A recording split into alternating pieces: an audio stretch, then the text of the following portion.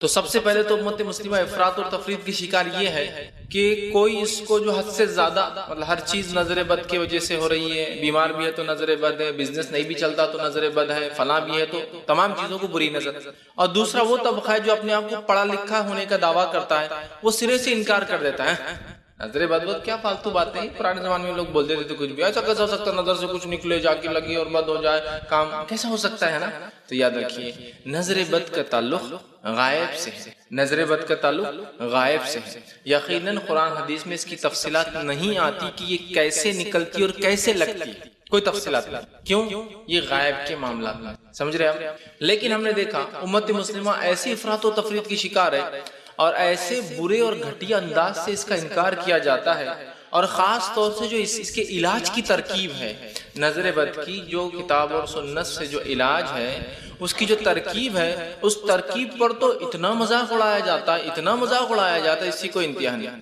انشاءاللہ اس کے علاج کی ترکیب میں آخر میں ضرور رکھوں گا، لیکن یہ بات پہلے تمہید میں یہ باندھ اس لیے رہا ہوں کہ ایک تو عقیدہ نہ ماننا یہ ایک مسئلہ کہ انسان ایک کتاب و سنت نے اگر ایک بات بتا دی کسی چیز کے معاملے میں تو اس کو ماننا ہم پر فرض ہے، واجب ہے کہ ہم اس کو مانیں، بالخصوص عقائد کے تعلق سے اور غائب کے تعلق سے جو چیزیں دکھتی نہیں، جن میں سے فرشتوں کا ہونا، جنوں کا ہونا، جادو کا ہونا، نظر بد کا لگنا، یہ اسی کا ایک پارٹ ہے۔ حسد جو ہوتی ہے دیکھنے سے ہی ہوتی ہے نا، حسد کے لیے کیا ٹرانسفر ہوتا ہے ادھر سے ادھر، کچھ ہو جاتی ہے، لیکن کسی کی ترقی، کامیابی، خوشحالی، صحت، خوبصورتی، مال و دولت، کچھ بھی، اولاد کی کثرت، کچھ بھی دیکھ کے ہو جاتی ہے، تو ایک فینومینا ہے، ہو جاتا ہے نا؟ تو ویسی نظر بد ہے، لیکن یہ کیسے ہوتی ہے، کیسی لگتی ہے، واللہ عالم، یہ غائب کے معاملات میں سے ہے۔ لیکن امت مسلمہ کو دیکھا گیا بہت افراط اور تفریط کی شکار ہے۔ ایک تو وہ گروہ اور جماعت ہے جو ہر چیز کو نظر بد کی طرف منسوب کر رہا، بری نظر، ارے یہ بری نظر، ارے یہ بری نظر، مطلب بزنس نہیں ہوا بری نظر، کاروبار نہیں چل رہا بری نظر، بچے بیمار بری نظر، صحت میں کمزوری بری نظر، ہر چیز کو بری نظر۔ اور دوسرا طبقہ، دوسری جماعت وہ ہے کہ ہم مانتے نہیں اس کو، ہم ایکسپٹ نہیں کرتے بری نظر کوئی چیز ہوتی، ہاں ایسا کیسا ہوتا، نظر میں سے کیا نکلتا، کیا لگتا، ذرا بتاؤ۔ تو اس لیے میں نے شروع میں واضح کر دیا نظر بد کا تعلق غائب سے ہے، انسین سے ہے، ایک ایسا بلیف، ایک ایسا ایمانیہ جو ایمان بالغیب کہلاتا ہے، نظر بد کا تعلق چونکہ اس سے ہے تو لہٰذا میں یہ تو ایکسپلین نہیں کر پاؤں گا وہ کیسی لگتی، لیکن کیونکہ قرآن حدیث نے اس کو بار بار دہرایا ہے، اس کے دلائل بکثرت حدیث میں، قرآن میں تو 2 دلائل ہیں لیکن حدیث میں بکثرت دلائل آتے ہیں، اور یقیناً ہم کو صرف قرآن کافی، ہم یہ دعویٰ کرتے بھی نہیں ہیں، لہٰذا ایک چیز بھی ہونا کافی، اور اگر قرآن میں نہ بھی ہوتا یہ عقیدہ اور حدیث میں آ جاتا تو یقیناً ہم کو اس پر ایمان لانا پڑتا۔ تو بکثرت حدیثیں ہیں، یقیناً نہ میں پوری حدیثیں آپ کے سامنے رکھ پاؤں گا اتنے کم وقت میں، لیکن جو چیزیں ہمارے عنوان سے تعلق ہے میں آپ کے سامنے رکھوں گا۔ تو آئیے سب سے پہلے ہم افراط اور تفریط، زیادتی اور کمی دین کے معاملے میں وہ ختم کر کے اصل عقیدہ کیا ہے، یہ ایمان جو ہے نظر بد کا، اس کی حقیقت کیا ہے، اس کے تعلق سے ہمارا عقیدہ کیا ہونا چاہیے، ٹھیک ہے، اور اگر لگ جائے تو اس کا علاج کیسے کیا جائے وہ رکھنے کی کوشش کروں گا۔ تو آج میرا عنوان ہوگا نظر بد، بری نظر، حقیقت، اس کی حقیقت کیا ہے اور علاج کیسا کیا جائے، تاکہ اگر اللہ نہ کرے کسی کو لگ جائے، اور لگتی ہے تو ہم اگر صحیح علاج جان لیں تو بہت سی بار بہت سارے دنیاوی علاجات میں پیسہ ڈالنے سے بچ جائیں گے، جو کہ اننیسیسری ہوتا ہے، مطلب سمٹم کچھ اور ہے اور میڈیسن یا میڈیکیشن کچھ اور چل رہا ہے، تو ظاہر سی بات ہے اس کا فائدہ بھی نہیں ہوتا ہے۔ تو اگر معلوم ہو جائے کہ یار یہ علامت اس چیز کی ہے، فلاں علامت سے یہ ہوتا ہے، تو انشاءاللہ ہم پہلے یہ بھی علاج کر لیں گے، کیونکہ یہ علاج سستا ہے، بہت ہلکا ہے، کچھ بھی خرچ نہیں ہوتا ہے۔ پھر میڈیکیشن اور دواخانے، ہاسپٹل، میڈیکل چیک اپس اور سائیکٹرسٹ کے پاس وہ بھی جا سکتے ہیں، کیونکہ اس کے اثر ذہنی بھی ہو سکتے ہیں، وہ بھی ایک چیز ہے، اس کا ہم انکار نہیں کر رہے، لیکن معلوم ہونے سے بہت ساری بار ہم خامخواہ کے گھوم کر آنے کے بدلے پہلے ہی اس چیز کا علاج کر لے تو فائدہ ہو جاتا ہے۔ تو آئیے قرآن سے پہلے کچھ دلائل دیکھتے ہیں نظر بد کا ہونا، اس کے تعلق سے اللہ رب العزت نے قرآن کے اندر بیان کیا، اور قرآن کی ایک آیت آتی ہے جو کہ سورہ قلم، سورہ نمبر 68 68 اور اس کے آیت 51 میں اللہ رب العزت نے فرمایا اور کہا وَإِن يَكَادُ الَّذِينَ كَفَرُوا لَيُزْلِقُونَكَ بِأَبْصَارِهِمْ لَمَّا سَمِعُوا الذِّكْرَ۔ تو اللہ رب العزت نے جو ہے اس آیت کے اندر فرمایا اور کہا وَإِن يَكَادُ الَّذِينَ كَفَرُوا، کہ اے نبی کافر جس نظروں سے تجھے دیکھتے ہیں، کافر جس نظروں سے تجھے دیکھتے ہیں، جو کہ ایسی نظر اس کو اللہ کہہ رہا ہے جس سے وہ تجھے پھسلا دیں، پھسلانا سمجھتے ہیں، دیکھنے کے بنیاد پر کسی سے اپنا کام کروا لینا ہوتا ہے نا، کچھ لوگوں کی نظر ایسی ہوتی ہے کہ دیکھنے کی بنیاد پر آپ سے کام کروا دیتے ہیں. تو اللہ نے فرمایا اے نبی یہ کافر لوگ جو ہے ان کی نظروں کے ساتھ جو ہے تمہیں پھسلا دیں گے جب انہوں نے اس قرآن کو سنا. مطلب کافروں نے جب قرآن کو سنا تو چونکہ انہیں اسے نہیں ماننا تھا وہ اپنی نظروں کے ذریعے کہیں تمہیں پھسلانا دے, بہکانا دے. علامہ ابن کثیر رحمہ اللہ اس کی تفسیر میں لکھتے ہیں کہ یہ آیت سے یہ چیز مراد ہے کہ جب نبی اکرم صلی اللہ علیہ وسلم نے اسلامی عقیدہ اسلام لوگوں کے سامنے رکھا تو کافر لوگوں نے کوشش کی یا کافروں میں سے جو لوگ نظر لگا سکتا تاکہ نبی اکرم صلی اللہ علیہ وسلم کو نظر لگ جائے, آپ کو نظر لگ جائے. تو یہی معنی ہے کہ کافروں نے, اللہ نے لفظ بھی دیکھی کیا فرمایا بی ابصارہم, ان کی نظروں سے. تو وہ لکھتے ہیں کہ نظر کے ذریعے کافر جو ہے نبی اکرم صلی اللہ علیہ وسلم کو پھسلانا چاہتے ہیں. وہ چاہتے ہیں کہ ایسا دیکھیں نبی اکرم صلی اللہ علیہ وسلم کو کہ نبی اکرم صلی اللہ علیہ وسلم یہ بات کو ظاہر نہ کرے, یہ چھپا دے یا آپ کو نظر لگ جائے. اب آپ بولیں گے نظر لگ جائے کیسا کافر چاہ سکتے, کیا نظر جان بوجھ کی بھی لگتی ہے؟ تو ہاں کچھ لوگ ایسے ہوتے ہیں جن کی نظر کے بارے میں انہیں پتا ہوتا ہے با ایکسپیرینس, چونکہ زندگی میں بہت لوگوں کو لگا چکے ہوتے ہیں کہ ہماری نظر لگ جاتی ہے, ہوتے ہیں ایسے لوگ. تو وہ لوگ اگر خاص طور سے کسی نظر سے دیکھیں تو نظر لگ جاتی ہے. انشاءاللہ تفصیلات آگے آئیں گے. تو کافروں میں سے وہ لوگ چاہ رہے تھے آپ سے ان کو نظر لگ جائے, تو علامہ ابن کثیر نے اس کا یہی معنی لیا. دوسری آیت اللہ رب العزت فرماتا ہے یعقوب علیہ السلام کے تعلق سے, یہ جو ہے سورہ جو ہے یوسف سورہ نمبر 12 اس کی آیت میں 67 میں اللہ رب العزت فرماتا ہے یعقوب علیہ السلام کے تعلق سے. آئیے دیکھیں اللہ کیا فرماتا ہے کہ یعقوب علیہ السلام اپنے بچوں کو, اپنے بیٹوں کو, جن کی تعداد جو ہے 11 تھی, ان کو مصر بھیج رہے ہیں. اور غلہ, چونکہ یوسف علیہ السلام کے ساتھ جو بھی بہرحال ایک سٹوری بیک گراؤنڈ میں چلی تھی کہ ان کو کنویں میں پھینک دیا گیا, انہیں مارنے کی کوشش کی گئی, یوسف علیہ السلام کو اٹھا کے مصر میں کسی نے بھیج دیا, وہاں رہے, جیل گئے, باقی سب ہوا. پھر ایک وقت آیا اللہ رب العزت نے ان کو عزیز مصر کی جگہ اپوائنٹ کر دیا کہ وہ خزائن الارض, ٹھیک ہے, کہ زمین کی جتنی معدنیات نکلتے ہیں, ریسورس, آج کل اس کی کئی منسٹریاں ہوتی ہیں, اس زمانے ایک ہی منسٹری تھی, وہ خزائن الارض, زمین سے جو نکلتا ہے اس کے ان کو اپوائنٹ کر دیا گیا. اب ہوا یہ کہ اناج کی کمی ہو گئی, تو ان کے گھر والے جو کنعان میں رہتے تھے, فلسطین میں رہتے تھے, وہ بھی مصر آئے کہ مصر میں اناج فری بٹ رہا ہے, اور مصر کی حکومت وہاں تک تھی, فلسطین تک. اب آئے تو یوسف علیہ السلام نے سب کو پہچان لیا نا, کیونکہ آپ تو چھوٹے تھے تب, ان سب کو پہچان لیا. اچھا, تو 10 بھائی آئے تھے. اب انہوں نے کہا میرا ایک بھائی زندہ ہے, اس کو بھی انہوں نے مار دیا. تو کہا تمہارا اور کوئی بھائی ہے؟ تو کہا ایک ہے. تو کہا اس کو بھی لاؤ تو اناج ملیں گے. اب وہ 11 بھائی مل کر آ رہے ہیں جو کہ 2 بیویوں کی اولاد یعقوب علیہ السلام, پہلی بیوی سے 10, دوسری بیوی سے 2, بنیامین, اور یوسف علیہ السلام سیکنڈ وائف سے تھے, چھوٹے تھے عمر میں.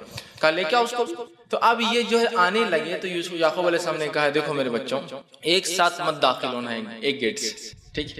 تو فرماتے اور کہتے ہیں وقال یا بنی, اور یعقوب علیہ السلام نے اپنے بیٹوں سے کہا, 11 جو جا رہے تھے, اے میرے پیارے بچوں, لا تدخلوا من باب واحد وادخلوا من ابواب متفرقہ, کیا میرے بچوں ایک دروازے میں سے داخل مت ہونا, متفرق دروازوں میں سے, الگ الگ دروازوں میں سے داخل ہونا. کیوں؟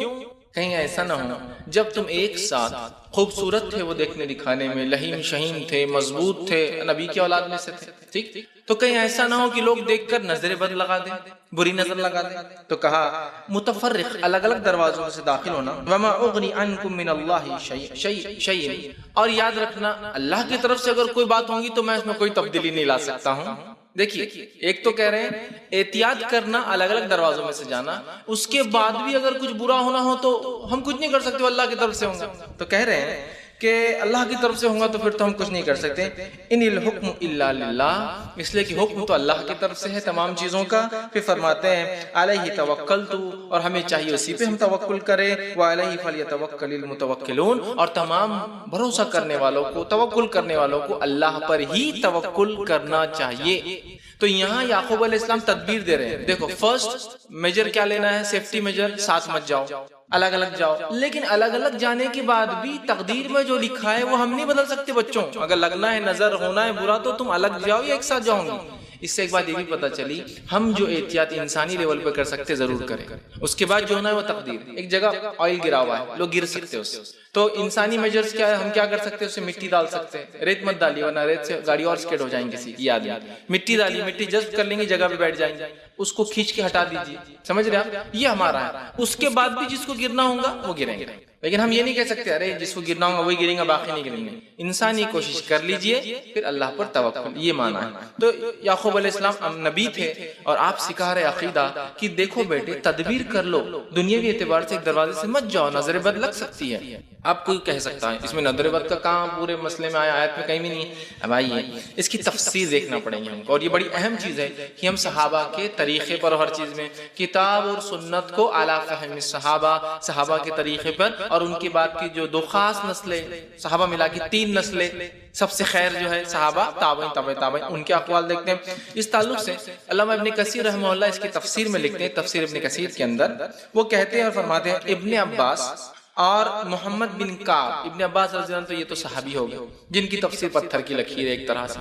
ان کے بعد محمد بن کعب، یہ تابعین میں سے جو کہ بہت مضبوط جو ہے تفسیر کرنے والے لوگوں میں سے محمد بن کعب.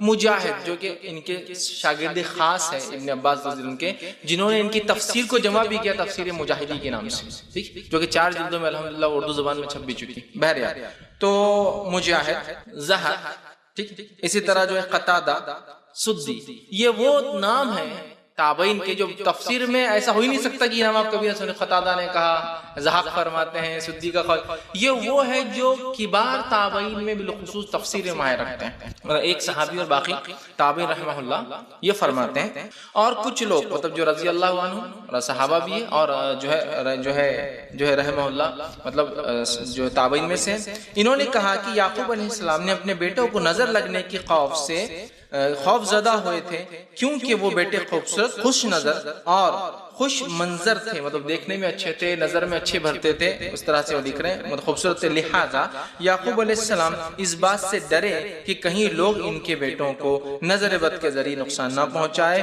کیونکہ نظر لگنا حق ہے جو کہ کسی ماہر گھڑ سوار کو اپنے گھوڑے پر سے گرا سکتی ہے. ماہر گھڑ سوار گھوڑے پہ جا رہا ہے اور آپ نے نظر لگا دی اس اور کیا چلا رہا ہو اور وہ گر سکتا ہے. ماہر ہے الگ لیکن کوئی فائدہ نہیں اس کی مہارت بھی، کیونکہ نظر لگا دی آپ نے اس کو، سمجھ رہے ہیں، تو وہ گر سکتا ہے. تو قرآن سے پتہ چلا، اس کی تفسیر اقوال صحابہ اور تابعین سے پتہ چلا نظر کا لگنا حق ہے. اب آئیے سنت کی طرف جاتے ہیں، حدیث بھی دیکھ لیتے ہیں کچھ.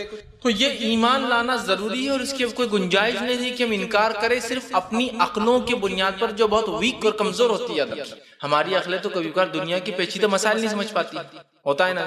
چھوٹی موٹی تجارت کے معاملات تو ہمارا آپ بھی سمجھ لیتے ہیں، بڑی بڑی تجارتوں کے معاملات تو سی اے کو ہی سمجھنا پڑتا، تو وہ چیز ہم نہیں سمجھ سکتے جو کہ ہم کرتے ہیں خود. ہم بزنس کرتے سمجھتا ہوا ہے ہمارا بزنس ہے نا. تو یہ تو دنیا ہے.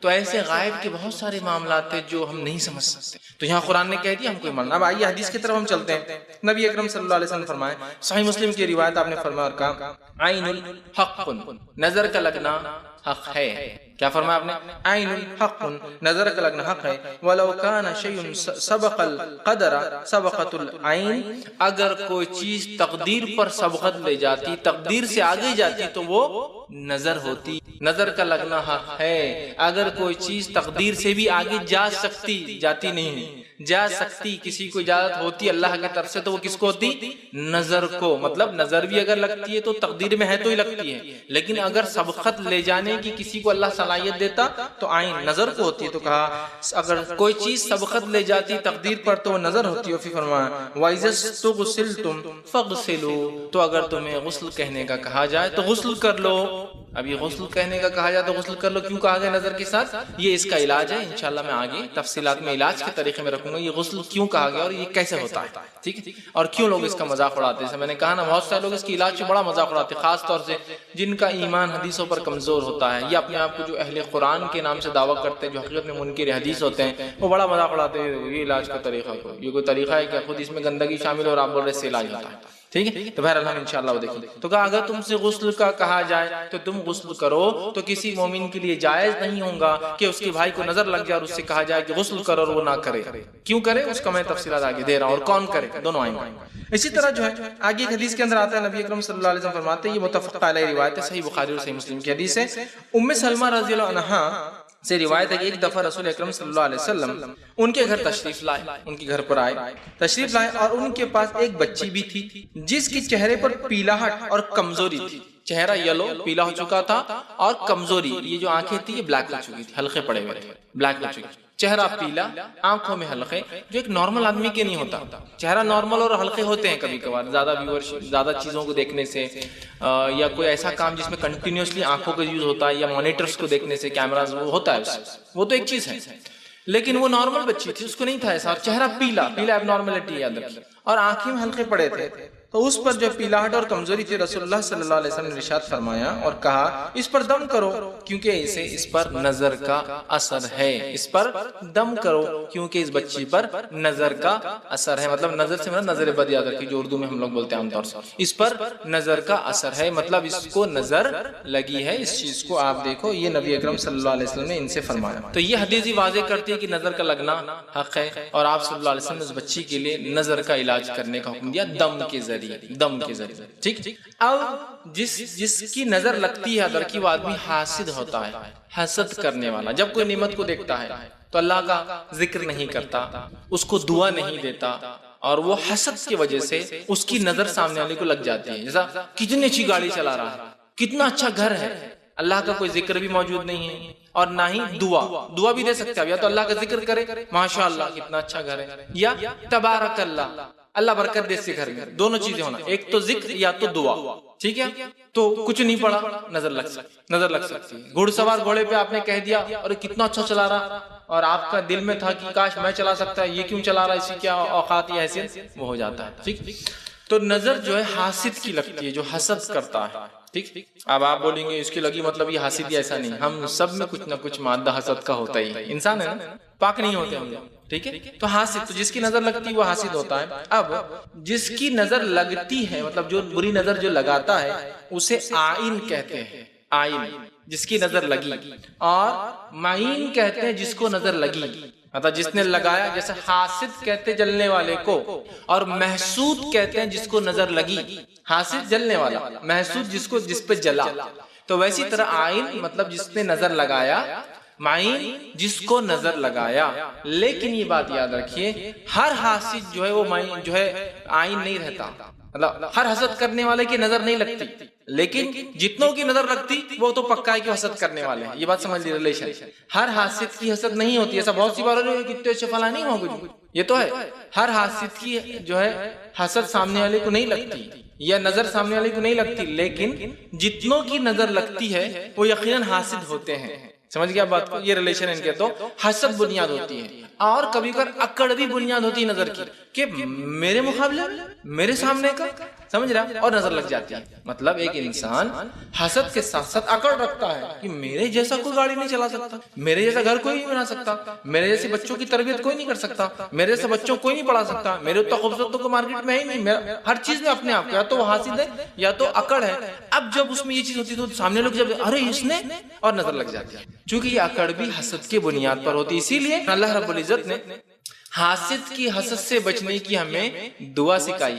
وَمِن شَرِّ حَاسِدٍ إِذَا حَسَدَ. ہم پڑھتے ہیں نا معوذتین کے اندر سورہ فلق اور سورہ ناس. یہ ایسی دو صورتیں ہیں جس کے تعلق سے آپ صلی اللہ علیہ وسلم فرماتے ہیں پناہ مانگنے والے کے لیے اس سے بہتر کوئی دعا نہیں ہے. پناہ مانگنے والے کے لیے، حتیٰ کہ آندھی طوفان اور موسم کی خرابی کے لیے بھی آپ صلی اللہ علیہ وسلم اس کو پڑھتے تھے. ہر چیز کے لیے، جادو کے علاج کے لیے پڑھتے تھے، نظر بد کے علاج کے لیے پڑھتے تھے. اسی طرح جو کسی بھی قسم کے روحانی، جس کو ہم کہیں گے نفسیاتی مرض کے لیے بھی آپ صلی اللہ علیہ وسلم اس کو پڑھتے تھے. اور آپ صلی اللہ علیہ وسلم کے آخری وقت میں جب آپ کو بخار کی تب آپ خود پڑھ کے دم کرتے تھے. جب نہیں کر پائے تو اپنی بیوی عائشہ رضی اللہ عنہا سے کہا تم پڑھ کر دم کرو، اور وہ دم کر رہی. تو ہر چیز کے لیے، بیمار ہو جائے، کوئی بیمار ہو جائے اس پر پڑھ کے دم کیجئے، نظر لگ جائے، جادو ہو جائے، آندھی ہے، طوفان ہے، پریشانی ہے، پناہ مانگنا ہے.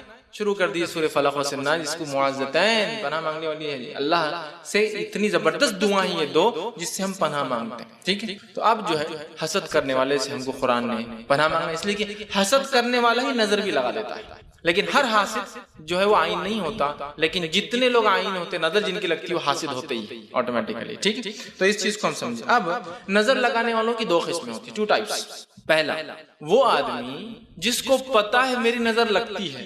اب آپ بولیں گے اس کو کیسے پتا ہے؟ اس لیے کہ اس کو تجربہ ہوتا ہے کہ اس نے جس کی بھی تعریف کی کچھ تو بھی اندھا ہوا اس کے ساتھ. یہ ایکسپیرینس. بہت سے لوگ ہوتے ہیں نا، ہم لوگ بولتے ہیں ارے وہ عورت نہیں، ارے وہ آدمی نا، ہم نے بچوں کو مت نکالو، کھانا مت، ہوتا ہے.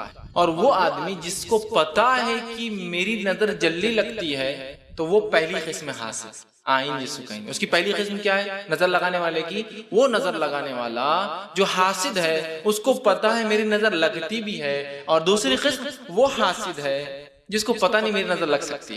سمجھ رہے ہیں؟ مطلب جیسا میں ہوں سمجھ لیجیے. اب میں اللہ کا ذکر نہ کروں اور برکت کی دعا نہ دوں کس پر تو میری نظر لگ سکتی ہے کسی کی, لیکن مجھے پتا نہیں ہے کہ میری نظر لگتی ہے لوگوں کو, لیکن ہو سکتا ہے. اور ایک آدمی ہوتا ہے جس کو یقینی پتا ہوتا ہے میری نظر بہت جلدی لگتی ہے اور وہ کبھی کبھار اپنی بد نظری کو استعمال بھی کرتا ہے کسی کے خلاف.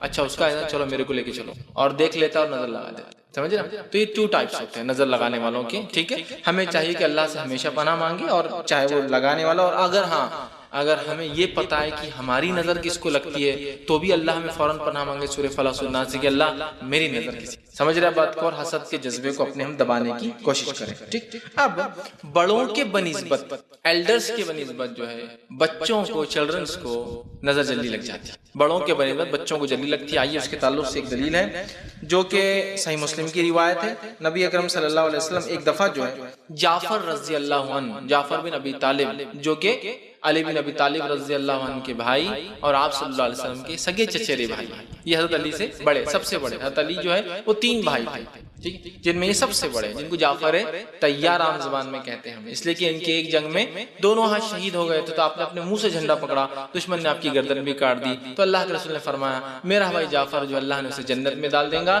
اور جنت میں اس کے 2 جو ہاتھ کٹے اس کو پر دے دے گا جس سے وہ جنت میں اڑتا پھرے گا. اسی لیے ان کو جعفر طیار کہتے ہیں, چڑیا کو جو 2 پر سے اڑتی ہے. ٹھیک.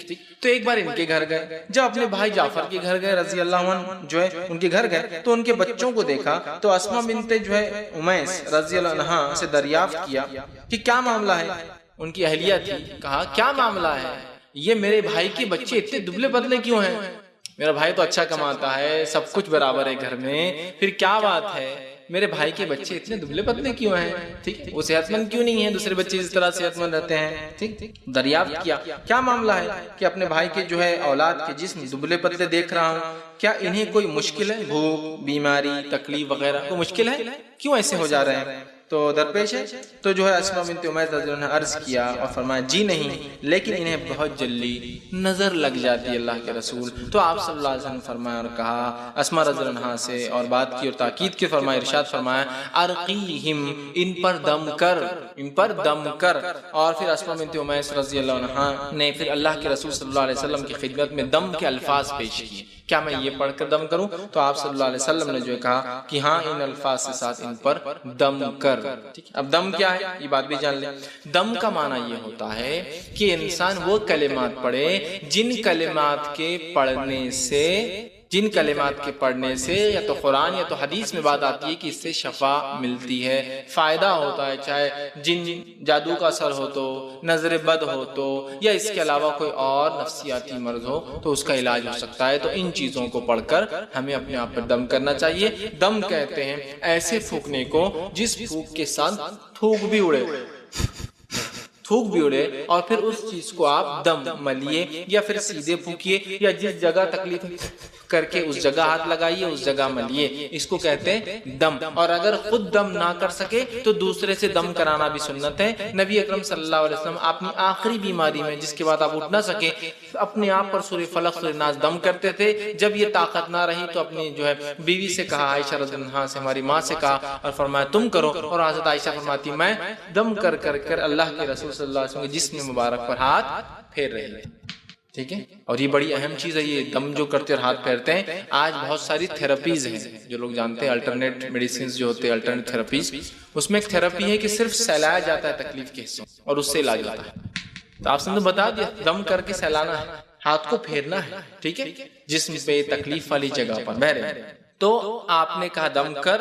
حضرت اسماء نے بتایا کیا دم کروں, یہ کروں کہ, اور آپ نے اس کو سینکشن کیا, ہاں کہا. جس سے پتا چلا دم کے الفاظ من مانے نہیں ہونا چاہیے, خود ساختہ نہیں ہونا چاہیے, ایجاد کردہ نہیں ہونا چاہیے. وہی ہونا چاہیے یا تو اللہ کی کتاب سے, یا وہی ہونا چاہیے جو رسول اکرم صلی اللہ علیہ وسلم نے احادیث کے اندر بتایا ہے. من مانے دم ایجاد کرنا یہ درست نہیں ہوگا, یاد رکھیے ہم نے. ٹھیک ہے, اسی طرح جو ہے تو جو بتائے گئے دم ہے اسی کے ذریعے ہمیں علاج کرنا ہے, چاہے وہ جادو ہو, آسیب ہو, مطلب جادو ہوا ہو, جنوں کے ذریعے ہوتا آسیب, جن خود آپ کو پزیز کر رہا ہو, تکلیف دے رہا ہو, یا نظر بد ہو, سبھی کے لیے دم ہے. اور دم جو ثابت ہے اسی بھی کرنا چاہیے. اب نظر بد کا اثر کیسے ہوتا ہے تو یہ بات میں بتا دوں، نظر بد کا اثر کیسے ہوتا ہے ہم نہیں جانتے، اور کائنات کی بہت ساری چیزیں جن کا اثر کیسا ہوتا ہے ہم نہیں جانتے، سمجھ رہے ہیں؟ بہت ساری چیزوں کا کیا اثر اور کیوں ہوتا ہے ہم نہیں جانتے۔ اسی طرح یہ غائب سے ہے، اور نظر بد کیسے لگتی ہے، کیسے نکلتی ہے، کیسے جاتی ہے، مطلب وہ کیسے ٹچ کرتی ہے، کیسے پھر ریاکٹ کرتی ہے، واللہ عالم، اللہ ہی بہتر جانتا ہے، لہٰذا اپنا منہ بند رکھنا یہ زیادہ بہتر ہے۔ لیکن یہ بات بتا دوں وہ لگتی ہے، یہ بات تو حق ہے کہ تو آپ نے فرما دیا العین حق، نظر کا لگنا حق ہے، تو لگتی ہے کیسے، وہ اس کی کیفیت واللہ ہم نہیں جانتے، لیکن لگتی اور سب کا اس پر اتفاق ہے۔ لیکن ایک بات اور آپ غور سے سن لیجئے، نظر بد بھی تبھی اثر کر سکتی ہے جب میرا رب چاہے، ورنہ ایسا نہ ہو جیسے کہ کچھ لوگ شکار ہے جو زیادتی کے شکار ہے، ہر چیز نظر بد، تقدیر بھی کوئی چیز ہے نظر بد لگتی ہے لیکن ہر چیز نظر بد سے نہیں ہوتی، جادو بھی کوئی چیز ہے لیکن ہر چیز جادو سے نہیں ہوتی، جن بھی کوئی چیز لیکن ہر چیز جن نہیں کرتے ہیں، یہ بات بھی سمجھ لیجیے۔ ورنہ گھر میں جھاڑو ادھر سے ادھر ہو گئی، ارے کوئی تو بھی رات میں آیا تھا شاید، بلی بھی آ سکتی ہے، لیکن اشارہ کیا رہتا ہے؟ سفید کپڑوں میں کوئی دکھ رہا رات میں گھومتے ہوئے، انسان ہو سکتے ہیں لیکن میں بتانا چاہتا ہوں ہر چیز نہیں ہوتی ہے۔ تو جو میرے رب چاہے وہی مجھے تکلیف ہو سکتی ہے، اس کے علاوہ نہ آئین کی اس کی جو ہے نظریں کچھ میرے پہ کام کر سکتی ہے، حاسد کا حسد مجھ پہ نہیں کام کر سکتا ہے، جادوگر کی جادوگری کام نہیں کر سکتی ہے، آصف زدہ جن میرے کچھ نہیں کر سکتے، یہ میرا رب جو چاہے، اللہ ٹھیک جو اللہ چاہے اس کے علاوہ کچھ نہیں ہو سکتا۔ یہ عقیدہ بھی رکھیے۔ سورہ توبہ سورہ نمبر 9 آیت نمبر 51 میں اللہ رب نے فرمایا اور کہا قُلْ لَن يُصِيبَنَا إِلَّا مَا كَتَبَ اللَّهُ لَنَا، اے نبی کہہ دیجئے مجھ پر تو وہی مصیبت آ سکتی ہے جو میرے رب نے میرے لیے لکھ دیا ہے، کتب لنا، میرے لیے جو چیز لکھ دیا ہے، ہوا مولانا وعلی اللہ فلیتوکل المؤمنون، اور وہی جو ہے میرا مولا ہے، کارساز ہے، سارے کام میرے وہی کرتا ہے، اور ایمان والوں کو اسی پر توکل کرنا چاہیے۔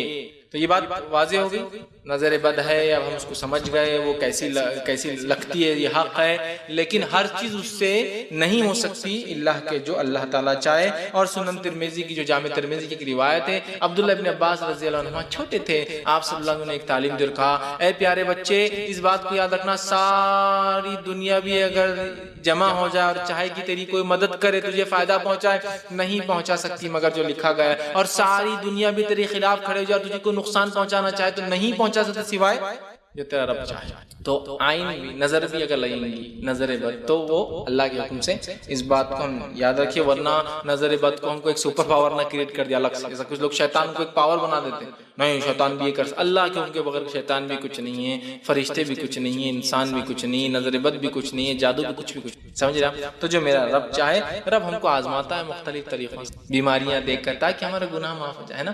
جامع ترمذی کی روایت آپ نے فرمایا مومن پر آفتیں آتی ہے، مصیبتیں آتی ہے، پریشانیاں آتی ہے، اتنی آتی ہے کہ جب اللہ سے ملتا ہے روز قیامت تو اس پر کوئی گناہ باقی نہیں رہتا، ہر آنے والی مصیبت گناہوں کو چھا۔ ایک روایت فرمایا مومن کو اگر کانٹا بھی چبھتا ہے تو آخرت کے لحاظ سے اس کی گناہ معاف کراتا ہے۔ بخار آتا ہے تو فرمایا ایسا ہوتا ہے جیسے سوکھے جھاڑ کے، آپ نے سوکھے جھاڑ کو لایا پتے گرنے لگے تو کہا بخار آنے سے گناہ ایسے ہی جھڑتے جیسے جھاڑ کے پتے جھڑے۔ تو ہر مصیبت ہر تکلیف مجھے فائدہ دیتی، لیکن اللہ سے مانگنا نہیں چاہیے کبھی کہ اللہ مجھے بخار دے دے یا مصیبت دے تاکہ گناہ معاف ہو جائے، نہیں۔ ایک صحابی نے ایک مرتبہ ایسے ہی کیا تھا اور بہت شدید بخار میں تھے، آپ صلی اللہ علیہ وسلم وہاں پہنچے، دیکھا بہت شدید بخار، بہت زیادہ سیویئر، تو کہا کیا بات ہے، کیا کیا تو نے، کچھ تو نے دعا کی یا کچھ حرکت کی؟ تو کہا اللہ کا کہا بولو کیا کیا؟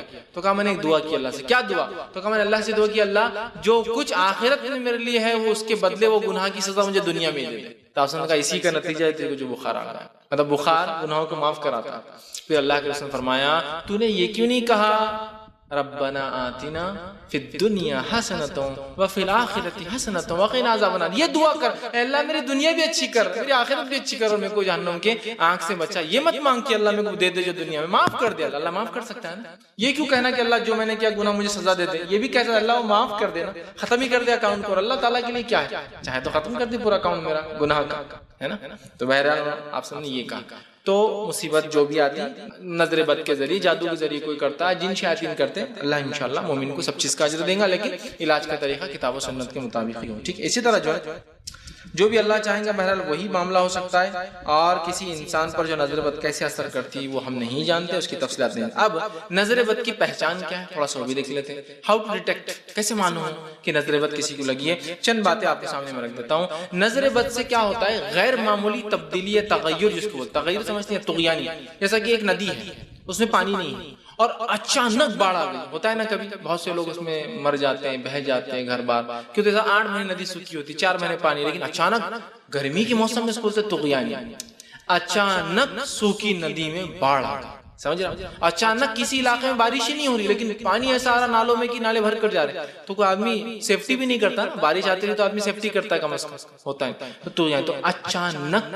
جسمانی یا ذہنی تغیر طغیانی ایک دم بدل جانا، یہ ایک علامت ہوتی ہے جن کی، جادو کی اور نظر بد کی۔ ایک دم صحت مند انسان 1 سیکنڈ پہلے اور اچانک گر گیا، سیکنڈ مومنٹ سو کچھ صحت میں پرابلم، سمجھ رہا؟ یہ ہے اچانک، سمجھ رہا؟ اچھے سے ایک بیماری کی طرف چلا گیا، یہ ایک بہت بڑی علامت ہوتی ہے۔ لیکن ایک بات آپ ہمیشہ یاد رکھیں، ہم جب جادو کی بات کرتے ہیں، ہم جب نظر بد کی بات کرتے ہیں، تو یہاں میڈیکل یا میڈیکیشن کا امپورٹنس ہم کم نہیں کر رہے کسی بھی حد، وہ بھی ہونا چاہیے، وہ بھی بہت امپورٹنٹ چیز ہے۔ یاد رکھیے، دواخانے جانا، چیک اپس کرانا، سائیکٹرسٹ کے پاس جانا، مینٹل چیک اپس کرانا، مینٹل کاؤنسلنگ کرانا، ہوتا ہے کبھی آدمی نفسیاتی پریشانی میں ہوتا ہے، نہ اس پہ جن ہوتا ہے، نہ اس پہ جادو ہوتا ہے، نہ اس کو نظر بد لگتی ہے، تو اس کو چاہیے کہ وہ یہ سب کرے۔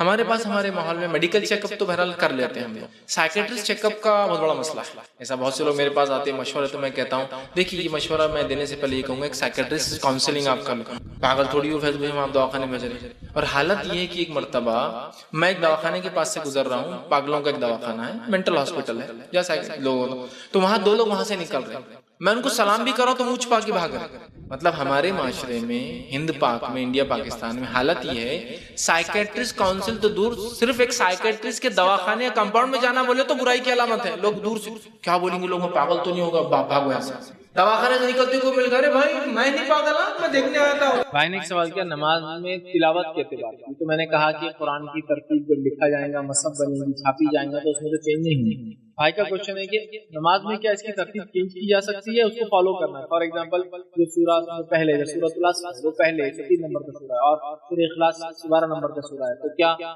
وہ ترتیب فالو ہوگی؟ اگر ہم کو سورہ عصر پڑھنا ہے تو پہلے سورہ عصر یا سورہ نصر پڑھنا ہے، سورہ نصر کبھی پڑھیں گے، یا آگے پیچھے بھی ہو سکتے ہیں؟ دیکھیے اس میں مستحب ہے، مستحب مطلب ریکمینڈیڈ ہے کہ آپ قرآن کو ترتیب سے پڑھیں، مطلب سورہ عصر کو پہلی رکعت میں اور سورہ نصر کو بعد میں، اگر آپ کو یہ 2 پڑھنا ہے، ٹھیک ہے، سورہ نصر بعد میں، یا پھر سورہ نصر کو پہلے اور سورہ ناس کو آخر میں، چونکہ سب سے آخر میں، یہ مستحب ہے، لیکن کوئی ضروری نہیں ہے، آگے پیچھے پڑھنے میں کوئی حرج نہیں۔ نبی اکرم صلی اللہ علیہ وسلم نے خود فجر کی نماز کے اندر سوروں کو آگے پیچھے ترتیب میں پڑھایا، یہ بات ثابت ہے، سمجھا؟ تو ترتیب فالو کرنا، اللہ کے رسول ترتیب فالو کرتے تھے، ہمیں یہ مستحب ہے، واجب نہیں ہے قرآن میں تلاوت میں، کیونکہ اللہ کے رسول نے خود ترتیب بدل کر فجر کی نماز میں کچھ صورتوں کو، بلکہ 2-3 صورتوں کو آگے پیچھے پڑھایا ہے۔ یاد ہے، اب میں بات اور وضاحت کر دوں، بہت سارے لوگ صرف سوروں کی ترتیب اگر امام بدل دے تو سجدے سہو کراتے ہیں، اور میں خود اس کا گواہ ہوں۔ ایک بار ہم فجر کی نماز کے لیے گئے تو نماز ہوئی، اتنی سمجھ نہیں ہم کو کہ ہم سمجھ پا رہے کیا مسئلہ ہو رہا ہے، لیکن 2 رکعت پڑھ لی،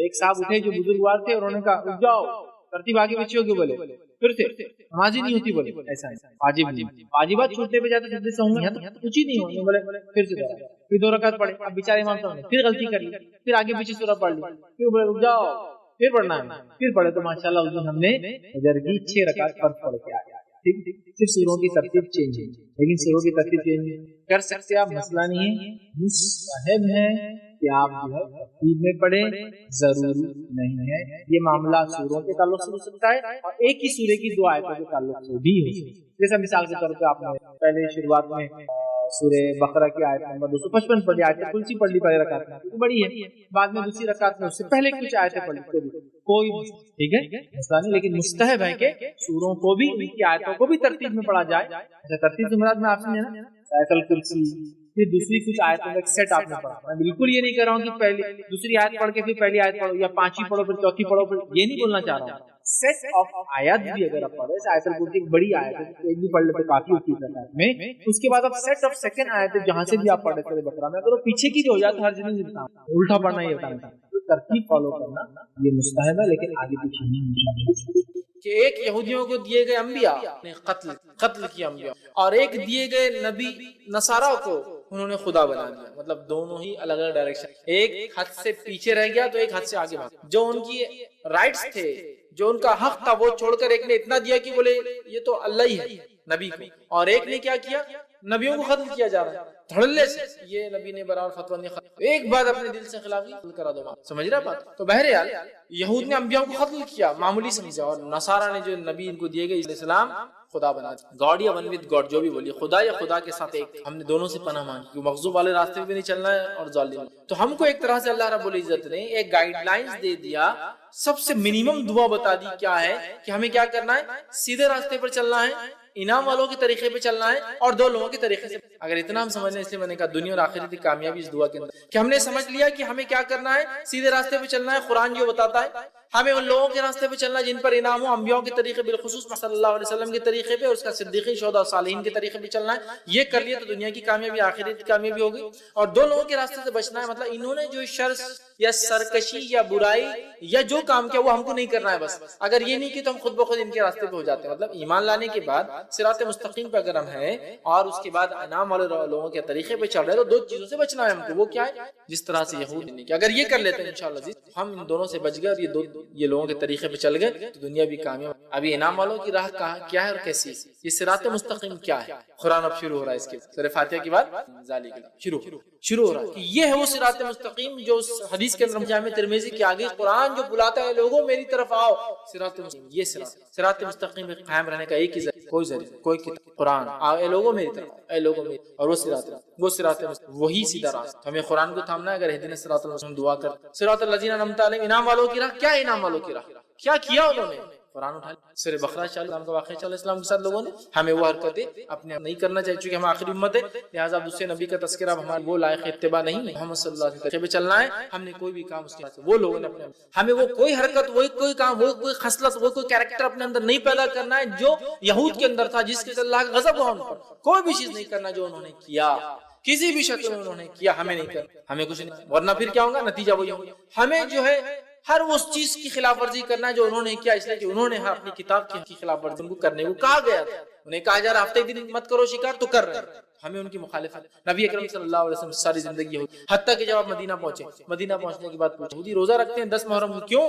تو کہا عید کا دن ہے، اسلام کو اللہ نے آزادی دی تھی، فرعون کو غرق کیا تھا، بنی اسرائیل کے لیے خوشی کر. تو نبی اکرم موسیٰ علیہ السلام پر ہمارا حق زیادہ ہے، ہم بھی روزہ نے اعلان کیا. یہود خوش ہو گئے کہ محمد صلی اللہ علیہ وسلم بھی روزہ رکھ رہے. مطلب کہ مکہ پر اور دیگر لوگوں پر، عربوں پر ایک دھاک جمے گی کہ محمد وہ کر رہے ہیں جو ہم لوگ کرتے ہیں پہلے سے. نبی اکرم صلی اللہ علیہ وسلم اگر اگلے سال زندہ رہا تو میں ایک نہیں 2 روزے رکھوں گا. یہود نے کہا یہ آدمی کوئی ایک چیز تو جس میں ہماری مخالفت، کوئی ایک چیز تو، اب روزہ تھا اس میں بھی انہوں نے 2 رکھا. نبی اکرم صلی اللہ علیہ وسلم کوئی چیز جو ہے پیروی نہیں. آپ نے کہا یہود و نصارہ اپنے بالوں کو نہیں رکھتے ہیں، مطلب داڑھیوں کو، سر کے بال جب سفید ہوتے ہیں تو وہ مہندی نہیں لگاتے ہیں، تو مخالفت کرو ان کی. تم مہندی مطلب دیکھنے دکھانے میں بھی ان کی شواہد اختیار نہیں کریں گے، وہاں بھی مخالفت. نبی اکرم صلی اللہ علیہ وسلم ایک بار صاحب تم مجھے عیسیٰ علیہ السلام کی طرح جو ہے مت چڑھا دینا، غلو مت کرنا میری ذات میں. میں اللہ کا بندہ اور یہ میری ہے، میں اللہ کا بندہ اور نبی ہوں. عیسیٰ علیہ السلام کے جیسا مجھے اوپر مت چڑھا دینا، اتنا اوپر مت لے جانا، مطلب ایسا کچھ مت کرنا میرے ساتھ جو انہوں نے کیا، کہ اتنا عزت، اتنا احترام، اتنا غلو کیا کہ جو ہے حد سے آگے لے کے چلے گئے. ہم دعا کریں ان 2 کے طریقے، اور اللہ ہم دعا کریں اللہ ہم سیدھے صراط الذین انعم علیہم. صراط مستقیم کیا، آپ قرآن پڑھنا ہے تو اس کو نہیں پڑھتے. دوسرا انعام والوں کا طریقہ اور راستہ کیا ہے، یہ قرآن پڑھنا پڑے گا. وہ بتائیں گا انعام والوں کے واقعات، قصے. قرآن کیا ہے، انبیاء کے واقعات، نیک لوگوں کے واقعات، ایمان لانے والوں سے اللہ نے کیا سلوک کیا اور کیا بدلہ دیا، اور کافروں سے اللہ نے کیا، یہی تو ہے نا. تو یہ جاننا انعام والوں کی. مغضوب غضب والے کون تھے، کیا حرکتیں کی، قرآن پڑھنا ہے تو پتہ چلے گا. یہود نے کیا کیا، ضالین کیا جو گمراہ ہوئے، پڑھنا پڑے گا، قرآن پتہ چل جائے گا، ہم بچ سکیں. یہ کام کر لیا تو دنیا کی کامیابی انشاءاللہ ہماری ہے، اور آخرت میں کامیاب ہوں گے. تو یہ بہت مختصر سا ترجمہ میں نے کہا. بسم اللہ الرحمن الرحیم. ایک بار پھر دہرا دیتا ہوں. بسم اللہ الرحمن جو ہے اللہ کے نام والا، الحمد کا رب ہے، الرحمن الرحیم بڑا مہربان نعم والا، مالک الجزا کا مالک، جزا کا قیامت کے دن کا اللہ، مالک ایاک، اے اللہ ہم تیری ہی عبادت کرتے ہیں، سے ہر قسم کی عبادت سے اور ہر چھوٹی تقیم چلا ہم کو اہدنا الصراط صراط الذین، ان لوگوں کی طریقے انعام غیر المغضوب علیہم، ان لوگوں کے طریقے ٹک گئے، اور اس کے آمین کا ہوتا ہے، اے اللہ اس کو قبول کر، آمین کا سب تو بہرحال جو پیغام سورۃ الفضائل، تاکہ ہر اس کے بغیر کوئی نماز نہیں ہے، اللہ صلاۃ کیا معنی ہے، بس میں نے معنی رکھ سمجھا، تاکہ ہم لوگ اس کا معنی جب نماز پڑھیں انشاءاللہ مانگ رہے دعا سنٹریٹ ہم کر سکتے دعا کریں کیا اللہ سے، ٹھیک ہے بہت سارے لوگ سورۃ لیکن ابھی نماز نہیں پڑھی کہ اس کے مخالف جو پڑھا معلوم ہے۔ توبہ اور استغفار کے فائدے کیا ہوتے ہیں؟ اگر انسان توبہ کرتا ہے، استغفار کرتا ہے تو کیا بینیفٹس اس کو ملتے ہیں اس چیز کے، وہ بھی ہم دیکھتے ہیں۔ چلیے آئیے، اللہ رب العزت سے جب ایک بندہ توبہ کرتا ہے، استغفار کرتا ہے، تو بہت سارے دنیا کے فائدے اور بہت سارے آخرت کے فائدے اٹھاتا ہے۔ یہ فائدوں کو میں اس لیے رکھ رہا ہوں جس کو فضائل کہتے ہیں، یہ فضائل جاننے سے انشاءاللہ عزیز ہمارے دل میں ایک جذبہ پیدا ہوگا توبہ اور استغفار کا، اور نہ صرف ہم اپنے گناہوں پر توبہ اور استغفار کریں گے جو کہ ہم بھول چکے ہیں توبہ اور استغفار اپنے گناہوں پر بھی، بلکہ ہم گناہوں کے علاوہ بھی توبہ اور استغفار کو اپنے زندگی کا معمول بنا لیں گے۔ تو آئیے کچھ فضائل دیکھتے ہیں توبہ کے۔ پہلا فائدہ توبہ کا وہ یہ ہے کہ جو لوگ توبہ کرتے ہیں، اللہ سے اس کی طرف پلٹ کے استغفار کرتے ہیں، وہ اللہ کے محبوب ترین بندے پسندیدہ لوگ ہیں۔ اور اللہ رب العزت قرآن میں فرماتا ہے سورہ بقرہ سورہ نمبر 2 آیت میں 222 میں اللہ فرماتا ہے اور کہتا ہے ان اللہ یحب التوابین ویحب المتطہرین، اللہ توبہ قبول کرنے والوں کو، رجوع کرنے والوں کو، گناہوں سے پلٹنے والوں کو اور پاکیزہ رہنے والوں کو، صاف ستھرے رہنے والوں کو پسند کرتا۔ تو توبہ کرنے کا پہلا فائدہ اللہ کی محبت انسان کو اور اس کے محبوب بندوں میں اس کا شمار ہوتا ہے، اس لیے کہ اللہ محبوب کو رکھتا ہے، پسند کرتا ہے توبہ کرنا۔ دوسرا فائدہ توبہ کرنے کا جو ایک انسان کو ملتا ہے وہ کیا ہے؟ اللہ اسے بخش دیتا ہے، توبہ کرنے والے کو اللہ بخش دیتا ہے، معاف کر دیتا ہے، اس کی خطاؤں کو درگزر کر دیتا ہے۔ اللہ رب العزت قرآن میں فرماتا ہے سورہ طٰہٰ سورہ نمبر 20 آیت نمبر 82، اللہ فرماتا ہے وَإِنِّي لَغَفَّارٌ لِمَن تَابَ وَآمَنَ وَعَمِلَ صَالِحًا ثُمَّ اهْتَدَىٰ۔ سن لیجئے کیا فرمایا اللہ کہ میں جو ہے لوگوں کو معاف کرتا ہوں، لمن تابا، جو میری طرف رجوع کرتا ہے، جو میرے سے توبہ کرتا ہے میں اسے معاف کرتا ہوں، لیکن کنڈیشنل ہے میری معافی۔ پہلی شرط معافی کے لیے وہ آمنا، وہ ایمان والا ہو، وہ عمل صالحا، اور پھر نیک کام کرے توبہ کرنے کے۔ اس کا ہرگز معلوم نہیں، مطلب یہ نہیں کہ توبہ کر لیا مطلب نیا اکاؤنٹ کھولنے کی اجازت مل گئی مجھے اب گناہ کرنے کی۔ توبہ کرتا ہے ایمان والا انسان اور پھر نیک کام کرتا ہے تو اللہ رب العزت فرماتا ہے وَإِنِّي لَغَفَّارٌ لِمَن تَابَ، کہ ان لوگوں کی میں توبہ قبول کرتا ہوں جو مجھ سے توبہ کرتے ہیں اور انہیں معاف کر دیتا ہوں، اور پھر وہ ایمان لائے اور نیک عمل پھر کرتے رہے اور اس معاملے پہ جم جائے، اس معاملے پہ بڑھ جائے۔ تیسرا فائدہ، چوتھا فائدہ اور پانچواں فائدہ، چونکہ ایک ہی حدیث میں آتا ہے اس لیے میں ایک ساتھ رکھوں گا۔ تیسرا فائدہ توبہ کا ہے اللہ غم سے نجات دیتا، پریشانیوں سے نجات دیتا، مشکلوں سے نجات دیتا ہے۔ چوتھا فائدہ تنگ دستی دور کرتا ہے۔ سبحان اللہ، ہم نے سوچا بھی نہیں توبہ استغفار کا تعلق تنگ دستی سے بھی ہو سکتا ہے، یا توبہ استغفار کرنے سے رزق میں کشادگی بھی آ سکتی ہے، مال و دولت میں فراوانی بھی ہو سکتی ہے۔ اس لیے کہ توبہ کرنے کا ایک فائدہ ہے تنگ دستی سے اللہ نجات دیتا ہے۔ اور پانچواں فائدہ توبہ کا معلوم آپ کو کیا ہے؟ ایسی جگہ سے روزی دیتا ہے جہاں سے سوچا بھی نہیں، تنگ دستی بھی دور ہوتی ہے، غم بھی دور ہوتے ہیں، اور ایسی جگہ سے روزی ملتی ہے، روزی سمجھتے ہیں نا آپ، رزق ملتا ہے جہاں سوچا بھی نہیں، گمان بھی نہیں کیا ہوں گا، فہم میں بھی نہیں لایا ہوں گا۔ آئیے حدیث اس طرح سے ابو داؤد کی روایت ہے، تینوں فائدے کی۔ پہلا، جو شخص استغفار کو لازم پکڑ لیتا ہے، استغفار کو اپنے نفس سے لازم کر لیتا ہے، پکڑتا ہے، تو اللہ تعالیٰ اس کے لیے ہر غم سے نجات کا راستہ نکال۔ ہر غم، آج کون سا نا جو انسان ہے جو غم زدہ نہیں، پریشان حال نہیں؟ بتائیے بھائی، تو کہہ سکتا ہے کہ مکمل طور 100%۔ ہم تو ہر حال میں اللہ کا شکر تو ادا کرتے ہیں، لیکن کہیں نہ کہیں پریشانیوں کا حل توبہ۔ ہم نے تو کبھی سوچا ہی نہیں تھا کہ غم کا علاج بھی استغفار ہو سکتا ہے۔ ہر غم سے اللہ نجات دیتا ہے استغفار کی بنیاد پہ، اس کی فضیلت یہ ہے۔ دوسرا، ہر تنگ دستی سے کشادگی کی طرف لے آتا ہے، ہر قسم کی غربت اور تنگ دستی سے نکال کے کشادگی کی طرف لاتا ہے۔ اور تیسرا، صرف تنگ دستی اور کشادگی سے، تنگ دستی سے نکال کے کشادگی کی طرف نہیں لاتا ہے، ایسی جگہ سے روزی دیتا ہے جہاں سے اس نے گمان بھی نہ کیا ہو، سوچا بھی نہ ہو۔ یاد رکھ، سوچا بھی نہ ہو۔ کیا فائدے ہیں روزی میں؟ برکت، ایسی جگہ سے روزی جہاں سے سوچا نہ ہوگا، ہر غم سے نجات۔ کوئی کہتا میرے گھر میں بیماری ہے، میں غمزدہ ہوں، استغفار کی کثرت. کوئی کہہ رہا ہے مجھے تنگ دستی ہے، استغفار کی کثرت. کوئی کہہ رہا ہے مجھے جو مال و دولت کی کمی ہے، استغفار کی کثرت کیجئے تو صحیح، آپ دیکھیے اللہ کیسے. اور کوئی کہے مال و دولت تو ہے برکت نہیں ہے، استغفار کیجئے، اس لیے کہ اللہ نے مال و دولت کی گنی نہ کی. رزق میں اضافہ کہاں ہو رہا ہے؟ مال تو تعداد کوانٹٹی وائز بہت ہے، لیکن دل کہاں سکون میں ہے؟ استغفار کی کثرت. استغفار کو معمول بنا لیجیے. 3 فائدے ایک ہی حدیث میں استغفار کے: غم سے نجات، تنگ دستی سے کشادگی کی طرف، اور ایسی جگہ سے روزی دیتا ہے جہاں سے سوچا بھی. اسی طرح غم سے نجات کے تعلق سے چھوٹا سا واقعہ رکھ دیتا ہوں، چونکہ ہمارے حالت میں ایسے واقعات ہوتے ہیں، ہمارے ماحول میں اس لیے رکھ رہا ہوں کہ نبی اکرم صلی اللہ علیہ وسلم کے پاس ایک صحابہ اور ایک صحابی آئے جن کے بیٹے کو گرفتار دشمنوں نے پکڑ لیا، اور نہ صرف پکڑا، خبر ملی کہ بہت مضبوط زنجیروں کے اندر اس کے پیر باندھ. واہ اللہ کے رسول صلی اللہ علیہ وسلم، دشمنوں نے جو ہے ہمارے بچے، آپ کچھ بتائیے کیا کیا جائے، کیا کرا جائے کہ ہمارا جو ہے بچہ واپس آئے، میرا بیٹا جو ہے واپس آ جائے. وہ ماں اور باپ دونوں اللہ کے صلی اللہ علیہ وسلم استغفار وہ کہتے ہیں کہ وہ دونوں گھر گئے، استغفار کی خوب کثرت. اور ان کے بیٹے کہتے ہیں کہ جب میں بیڑیوں میں جکڑا تھا، اچانک ایسا ہوا کہ میری پیروں کی دونوں بیڑیاں اچانک رات میں دونوں بیڑیاں ٹوٹ. جب بیڑیاں ٹوٹ گئی تو میں پریشان ہو گئی، یہ کیا ہوا؟ لوہے کی زنجیریں تھی وہ بیڑیاں بولتے لوہے کی موٹی زنجیروں میں جب قیدی کو قید کیا جاتا ہے جو آسانی سے نہیں ٹوٹتی، یاد رکھیں. ٹوٹ گئی، میں پریشان ہوا، اور ایک اونٹ میں نے پکڑا، ایک اونٹنی میں نے لی، اس پر سوار ہوا اور بھاگنے لگا. جب میں اس اونٹنی پر بیٹھ کر بھاگنے لگا تو سارے اونٹ باڑے کے نکل کے میرے پیچھے بھاگنے لگے.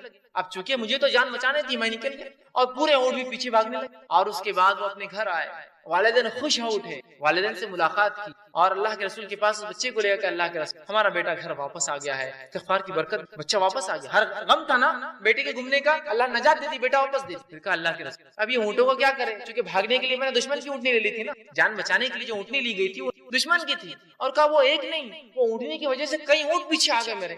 تو اللہ کے رسول نے کہا یہ رزق ہے جو اللہ نے تمہیں دیا بغیر سوچے کہ، مطلب ایسی جگہ سے دیا، تم استعمال کرو ان کو سارے اونٹ. دیکھیے نا، ایک تو نجات ملی استغفار سے، اور دوسرا رزق بھی مل گیا جہاں سے سوچا بھی نہیں تھا. دشمن کا رزق، مطلب دشمن کے پاس کی چیز گھر آ گئی. اتنے فائدے نہ آئیے استغفار کے اور فائدے، 6واں 7واں 8واں 9واں فائدہ ایک ہی آیت کے، یہ 4 فائدے رکھ رہا ہوں. 6واں فائدہ بہترین اللہ موسلادھار بارش برساتا ہے استغفار کی. اسی طرح مال میں اضافہ کرتا ہے اللہ جو ہے استغفار کی کثرت، توبہ کی کثرت. اولاد میں ترقی دیتا ہے اللہ استغفار اور توبہ کی کثرت، اور باغات اور نہریں نکال دیتا ہے، رزق کے ذریعے بنا دیتا ہے استغفار کی کثرت. اللہ رب العزت سورہ نوح سورہ نمبر 71 آیت نمبر 10 11 اور 12 میں فرمایا، کہا نوح علیہ السلام نے اپنی قوم کو دعوت دی، اور دعوت دیتے وقت وہ انہیں کیا کہہ رہے سنیے. وہ کہتے ہیں قلت استغفروا ربکم انہ کان غفورا، اے میری قوم اپنے رب سے استغفار کرو اپنے گناہوں کے لیے، تم شرک جیسی برے جرم میں جو ہے پھنسے ہوئے ہو، اپنے رب سے معافی مانگو جو انہ غفارا، تمہارا رب ہمارا رب ضرور ہمیں معاف کرے گا اس گناہ کے لیے بھی اور تمام چیزوں کے لیے.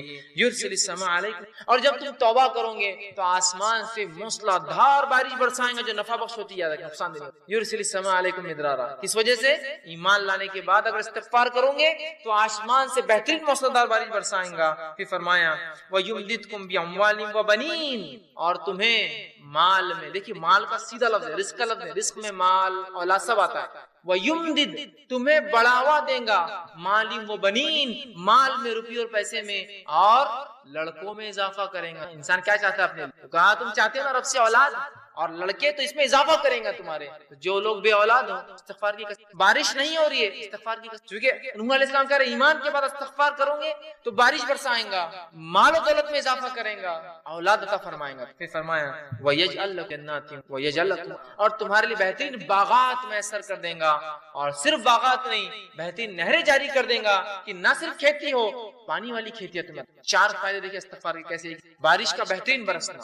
دوسرا فائدہ ہم دیکھ رہے ہیں اس کے اندر وہ یہ ہے کہ مال میں اضافہ، اولاد میں اضافہ، اور کھیتی باڑی اور نہروں کے اندر اضافہ. اللہ تعالیٰ 10واں فائدہ استغفار کا یہ ہے انسان کا دل سیاہ کالا ہونے سے بچ جاتا ہے. نبی اکرم صلی اللہ علیہ وسلم فرماتے ہیں، مصدر حاکم کی روایت آپ نے فرمایا، بندہ جب گناہ کرتا ہے تو اس کے دل پر ایک کالا سیاہ داغ پڑ جاتا ہے، ایک سپاٹ آ جاتا ہے. اگر وہ استغفار کر لیتا ہے تو سپاٹ مٹا دیا جاتا ہے، وائپ آؤٹ کر دیا جاتا ہے، صاف کر دیا جاتا ہے. لیکن اگر وہ توبہ اور استغفار نہیں کرتا تو داغ بڑھتا جاتا ہے، بڑھتا جاتا ہے، بڑھتا جاتا ہے، حتیٰ کہ اس کا پورا دل کالا ہو جاتا ہے. تو اگر انسان توبہ استغفار کرتا ہے تو دل صاف ہو جاتا ہے، وہ دھبا دل سے نکل جاتا ہے جو گناہ کی وجہ سے لگ جاتا ہے دلوں. لیکن آج گناہ کرنے کے بعد بھی ہم کہاں ہے نا، اسی لیے کہا جاتا ہے ہمارے دل تو آج کالے ہوتے ہیں ہمارے اعمال کا. استغفار کرنے سے دھبا مٹتا چلا جاتا ہے، گناہ ہوئے استغفار کیجیے، توبہ کیجیے، دھبا مٹ جائیں گے، تو دل کالے ہونے سے بچ جاتا ہے. اور جب استغفار کرتا ہے تو دل چمکا دیا جاتا ہے، صاف کر دیا۔ اسی طرح 11واں فائدہ توبہ اور استغفار کا وہ یہ ہے کہ توبہ اور استغفار سے کتنا ہی گناہ، بڑا گناہ کیوں نہ اللہ معاف، توبہ اور استغفار جب انسان کرتا ہے نا،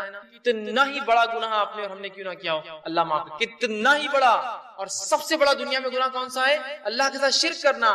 اگر شرک کرنے والا بھی توبہ کرے سچی توبہ کے بعد، اللہ اس کے شرک کو بھی معاف کر دیتا ہے، زنا کو بھی معاف کر دیتا ہے، کفر کو بھی معاف کر دیتا ہے، نفاق کو بھی معاف کر دیتا ہے، ہر قسم کے گناہ کو معاف کر دیتا ہے۔ اور نماز اگر چھوڑتا ہے، تارک الصلاۃ، نماز چھوڑنے والا، تو اس کے گناہ معاف ہو جائیں گے۔ لیکن توبہ اور توبہ کی شرائط میں انشاءاللہ آگے آؤں گا، لیکن جو بات آیت گزری آگے وہ یہ ہے کہ ایمان لانے کے بعد عمل صالح پڑ جائے، یہ توبہ کی شرائط ہے۔ ورنہ یہ نہیں کہ توبہ کر لی اور اگلا گناہ کرنا۔ گناہ کرنے سے توبہ کرنے سے ہر گناہ کی شرط یہ ہے کہ موت سے پہلے یا قیامت کی کوئی بڑی علامت موت سے پہلے، اس لیے کہ آپ کی حدیث فرمایا جب خرخراہٹ کی آواز گلے میں نزات کی حالت سے قریب خرخر آواز آتی ہے، تب کی گئی توبہ قبول نہیں ہے۔ جیسے فرعون نے بھی توبہ کی تھی جب وہ غرق ہو رہا تھا، صحیح بخاری کی غرق ہو رہا تھا، ماں دیکھ چکا تھا، توبہ کی، اللہ نے توبہ قبول ڈوب کو مانا گیا، کیونکہ ڈوبتے وقت کہا میں ایمان لایا موسیٰ اور ہارون کے رب پر۔ تو اس سے پہلے کہ موت آئے توبہ کر لے یا کوئی علامت آ جائے قیامت، ہر گناہ کی توبہ اللہ معاف۔ لیکن زندگی میں یاد رکھیں، مرنے سے پہلے اور نجات کی حالت، مطلب مرنے کے بعد اور نجات کی حالت پہلے اگر توبہ نہ ہوئی پھر توبہ کی جو گناہ ہم سے ہوا ہو، کتنا ہی بڑا کیوں نہ ہو، سچی توبہ اپنے رب سے کیجیے، توبہ تو نصوحہ کیجیے، انشاءاللہ عزیز ہمارا رب کو ہم پائیں گے ہر گناہ کو۔ آئیے 12واں فائدہ، سچی توبہ کرنے سے ایسا عظیم فائدہ ہے، سچی توبہ کرنے سے اللہ گناہوں کو بھی نیکی میں، سبحان، ایسا کہیں ہوتا ہے کسی کا آپ نے نقصان کیا، نقصان کرنے کے بعد معافی مانگی اور اس نے نقصان کے بدلے آپ کو کچھ عطا کر دیا، ہوتا یہ کہ معافی دے دے تو بڑی بات ہے، نہیں تو چیز بھر کی بھی دینا پڑتی، معافی مانگنا پڑتی ہے، زندگی بھر کی گناہوں کو نیکی میں تبدیل کرنے اگر توبہ سچی ہو تو۔ نبی اکرم صلی اللہ علیہ وسلم کے پاس ایک ایسا قبیلہ آیا عرب کا جو لوٹ مار کرتا تھا، راستوں مسافروں کو لوٹتا تھا اور وہی ان کی انکم کا ذریعہ، القرابہ، قتل، غارت گری، شرک اور کفر۔ وائے کہ اللہ کے رسول، کیا ہماری توبہ ہے؟ ہم اگر توبہ کرنا چاہتے ہیں کہ ہماری توبہ ہے، جو اتنے گناہ ہم زندگی میں کر چکے ہیں، اور آج کون سا ایسا انسان ہے دنیا میں جو معافی نہیں چاہتا اپنے گناہوں کے لیے؟ راستہ یہ ہے معافی، یہ ہے معافی۔ ہر انسان چاہتا ہے اسے، ہر انسان ریپینٹ کرنا چاہتا ہے، توبہ کرنا چاہتا ہے، استغفار کرنا، یہ ہے طریقہ۔ تو کہا ہماری کوئی توبہ ہے؟ اللہ رب العالمین آیت نازل کہ وہ لوگ جو کفر کرتے ہیں، قتل کرتے ہیں، ٹھیک ہے، اور جو ہے اسی میں جو کفر اور شرک اور قتل غارت گری میں ان کی موت آ جاتی ہے، تو اللہ ان سے عذاب تو نہیں ہٹائیں گا۔ لیکن آگے فرمایا جو کہ جو ہے آیت اس طرح سے اللہ فرماتا ہے الا من تاب وعمل عملا صالحا فاولئک یبدل اللہ سیئاتہم حسنات وکان اللہ غفورا رحیم۔ اللہ نے فرمایا الا من تاب، ان گناہوں کے بعد اگر کوئی توبہ کر لے، شرک کیا تھا، قتل کیا تھا، جو کچھ کیا تھا، اگر توبہ کر لے، وہ آمنا، اور پہلی شرط ایمان لائے، الحمدللہ ہم تو مسلمان ہیں تو ایمان تو ایمان والے ہم ہیں ہی، اس کے دوسری شرط وہ عمل عملا صالحا، اور اس کے بعد نیک کام شروع کر دے، عمل صالحا، فاولئک، تو اللہ پھر اس عمل کے بدلے کی ایمان والا ہے، سچی توبہ کیا، اولئک یبدل اللہ سیئاتہم، تو اللہ بدل دیں گا ان کے گناہوں کو حسنات، نیکیوں کے اندر۔ اور آگے فرمایا وکان اللہ، اور اللہ تعالیٰ تو معاف کر اور رحم کر، گناہ بھی نیکی میں سچی توبہ انسان۔ اسی طرح ابن ماجہ کی روایت ہے، آپ صلی اللہ علیہ وسلم اگر تم اس قدر گناہ کرو کہ تمہارے گناہ آسمان تک، لیکن ان حدیثوں کو بالکل رائٹ کانٹیکس میں لیجیے، بالکل صحیح معنوں میں، یہ حدیث سے دلیل نہیں ہے گناہ کرنے جو ہو جاتے ہیں، رائٹ کانٹیکس۔ تو اللہ کے رسول فرماتے ہیں کہ اگر تمہارے گناہ آسمانوں تک بھی اگر چھوں گے، اگر تم اس قدر گناہ کرو کہ تمہارے گناہ آسمانوں تک پہنچ جائیں گے، پھر تم توبہ کر لو تو اللہ تمہاری توبہ کو، اگر کسی انسان نے ایسے بھی گناہ کیے ہو جو آسمانوں تک چھو رہ جائے لیکن وہ اللہ کی ذات سے گناہوں پہ کبھی نا امید نہ ہو جاتا، بلکہ اگر سچی توبہ کرتا ہے تو انشاءاللہ عزیز اپنے رب کو وہ توبہ قبول کرنے والا اور معاف کرنے والا ضرور پائیں گا، لیکن توبہ سچی ہو، اس کے شرائط کے ساتھ یاد رکھیں۔ چلیے آئیے آگے 13واں فائدہ جو ہم توبہ کا فائدہ اٹھاتے ہیں اور جو ہے استغفار کا، آدمی سچی توبہ کی وجہ سے جنت کا مستحق بن، سچی توبہ کی وجہ سے جنت کا مستحق بن جاتا ہے۔ اللہ رب العزت نے سورہ تحریم سورہ نمبر 66 آیت نمبر 8 میں فرمایا یا ایھا الذین آمنوا توبوا الی اللہ توبۃ، اے وہ لوگوں جو ایمان لائے ہو اللہ سے سچی توبہ کرو، سچا رجوع کرو، سچے ڈھنگ سے اس کی طرف پلٹو اور گناہوں سے اپنی معافی مانگو۔ نصوحا عسى ربکم ان یکفر عنکم سیئاتکم، تو ہو سکتا ہے تمہارا رب پھر تم سے تمہارے گناہوں مغفرت کر دے، اس کا کفارہ کر دے، اسے معاف کر دے، سیئات ویدخلکم جنات تجری من تحتها الانہار، اور تمہیں ایسی جنتوں میں داخل کر دے جس کے نیچے ندیاں نہریں بہتی۔ توبہ کرنے کا انسان جنت۔ 14واں اور آخری فائدہ جو آج میں رکھوں گا توبہ کا وہ یہ ہے، جب انسان سچی توبہ کرتا ہے، سچے طور سے ندامت ہوتا ہے، توبہ کرتا ہے، تو جو ہے اللہ رب العزت جو ہے اس سے خوش ہو۔ انسان جب توبہ کرتا ہے تو اللہ خوش ہوتا ہے، ناراض نہیں۔ ہاں ناراض تو ان سے ہوتا ہے جو گناہ کرے اور اڑ جائے اس پر، لیکن جو توبہ کرتے ہیں اللہ خوش ہوتا ہے۔ حدیث کے الفاظ اس طرح سے جو توبہ کے بارے میں نبی فرماتے کہ اللہ خوش ہوتا ہے، اور حدیث اس طرح سے جو صحیح بخاری کی روایت ہے، آپ صلی اللہ علیہ وسلم فرماتے ہیں کہ اللہ اپنے بندے کی توبہ پر ایسا خوش ہوتا ہے، جب بندہ توبہ کرتا ہے اللہ ایسا خوش ہوتا ہے جیسے کہ ایک شخص سفر پر نکلا ہو، مسافر سفر کر کے چل جا رہا ہو اور ایک جگہ اپنے اونٹ کو باندھے اور لیٹ جائے ریگستان کے بیچ، اور جب وہ جاگے تو اس کا اونٹ چلا جائے، وہ تھوڑا نکل کر ڈھونڈتا ہے اپنے اونٹ کو، اس کا اونٹ نظر نہیں آتا، پھر وہ واپس آتا ہے اور سوچتا ہے کہ اب ریگستان میں گھوم کے مرنے سے اچھا ہے جہاں لیٹا تھا اس چھوٹے درخت کے نیچے لیٹ جاؤں، مجھے موت آ جائے، کیونکہ اب ریگستان میں اونٹ گھومنا مطلب موت ہے اور کوئی راستہ ہے۔ وہ آ کر لیٹ جاتا ہے، اور جب لیٹ جاتا ہے تھوڑی دیر بعد دیکھتا ہے تو اس کا اونٹ پورے مال کے ساتھ جو کا تو کھڑا ہے۔ ایک تو ریگستان، اس پر اکیلا مسافر، اور اس پر اونٹ کا واپس آنا، یہ بہت تعجب کی بات ہے۔ جو لوگ عرب ہیں وہ جانتے ہیں، اونٹ پالتے ہوئے جانتے ہیں، اونٹ کبھی زندگی میں پالتو نہیں ہوتا۔ اس لیے حدیث میں آپ نے فرمایا قرآن جو شخص حفظ کرتا ہے اسے پکڑ کر رکھے، اس لیے کہ قرآن کا حفظ ایسے ذہن سے نکلتا ہے جیسے اونٹ مالک سے نکل کر بھاگ جاتا ہے۔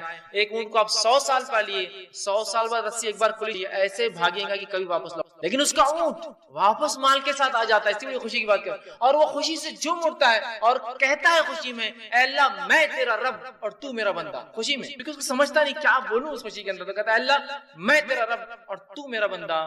اس آدمی سے بھی زیادہ اللہ خوش ہوتا ہے جب کوئی توبہ کرتا، اس آدمی سے بھی زیادہ اللہ خوش ہوتا ہے جب کوئی شخص توبہ کرتا۔ دیکھ رہے ہیں آپ توبہ کیا فضیلت، اللہ خوش ہوتا ہے توبہ کرنے والا، بہت ناراض اور غضبناک ہوتا ہے، عذاب نازل کرتا ہے جو گناہوں پہ گناہ کرتے ہیں۔ اور انسان ہونے کے ناطے کیا گناہ ہم سے نہیں ہوتے، کیا گناہ نہیں ہوتے ہماری آنکھوں سے، ہمارے ہاتھ سے، ہماری زبان سے، ہمارے کانوں سے، ہمارے جسم سے، لیکن رب سے ہم فوراً کر لیں استغفر اللہ استغفر اللہ، پتہ نہیں کیا ہو گیا، کوئی چیز نقصان پہنچے، کسی جانور کو نقصان پہنچے، کسی انسان کو پہنچ گیا ہوں، میں نہیں جانتا ہوں، میری گاڑی کی خرید تھی کسی کو تکلیف ہو گئی ہوگی، استغفار کا ورد کر رہا ہوں استغفر اللہ، ہو گیا گناہ، آئندہ وہ غلطی نہیں کرنا چاہیے، لیکن انون ہم کو نہیں پتا ہم سے کیا ہو رہا ہے، کتنی خطائیں غلطیاں ہو جاتی ہیں، بس ورد کرتے رہیے، اپنے ایک معمول بنا لیں۔ تو آپ صلی اللہ علیہ وسلم فرماتے اس سے زیادہ اللہ خوش ہوتا ہے اس آدمی سے جب کوئی انسان اپنے رب کی طرف پلٹتا ہے گناہوں سے۔ ابن القیم رحمہ اللہ ایک کتاب ہے مدراج السالکین، اس کے اندر بہت اچھی بات نقل کرتے ہیں، انشاءاللہ اس کتاب کا میں پریفیس جملہ آپ کے سامنے نقل کرتا ہوں۔ وہ لکھتے ہیں اور کہتے ہیں توبہ کے بارے میں کہ توبہ ہی دین کی حقیقت ہے، اور کہتے ہیں فرماتے ہیں آپ نے فرمایا اور کہا فرماتے ہیں کہ دین اسلام کی حقیقت، توبہ دین اسلام کی حقیقت ہے، اور سارے کام، سارا دین توبہ میں داخل ہے۔ توبہ اتنی اہم چیز ہے کہ سارے کام اور سارا دین توبہ میں داخل ہے۔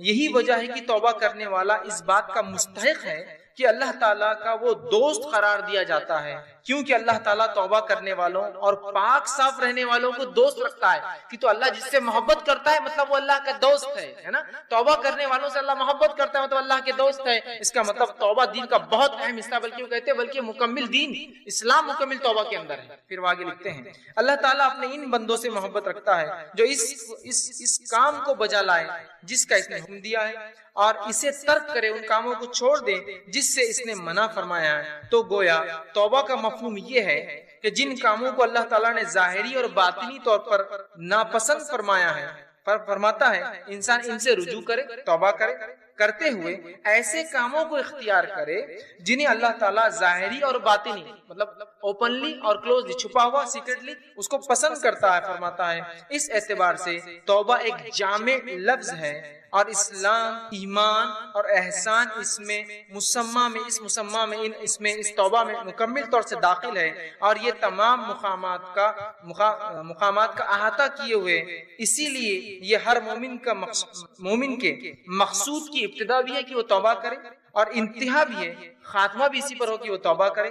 اسی مقصود کی خاطر مخلوق کو بخشا گیا، اور توحید اسی کا ایک جز ہے بلکہ عظیم جز۔ پھر آگے لکھتے ہیں اکثر لوگ توبہ کی قدر و منزلت اور اس کی حقیقت سے آگاہ نہیں ہوتے۔ علم اور عمل اور حال کے اعتبار سے توبہ کرنا تو بہت دور کی بات ہے۔